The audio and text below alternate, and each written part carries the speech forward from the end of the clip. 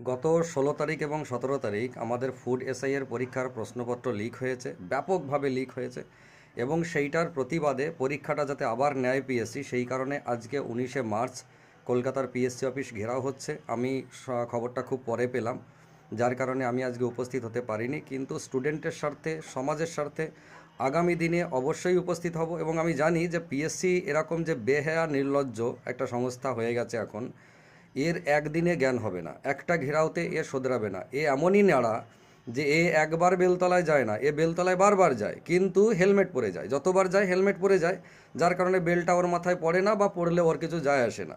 সুতরাং এই পিএসসি অফিসকে বারবার ঘেরাও করতে হবে, বারবার আন্দোলন করতে হবে, তা না হলে এ কোনোভাবেই শোধরাবে না। আগামী দিনে একটুখানি সময় নিয়ে, যারা এবারে অর্গানাইজ করেছেন তাদেরকে বলছি, একটু সময় নিয়ে অর্গানাইজ করবেন, যাতে সবার মধ্যে বিষয়টা ছড়িয়ে দেওয়া যায় এবং আমরা প্রত্যেকে উপস্থিত হতে পারি।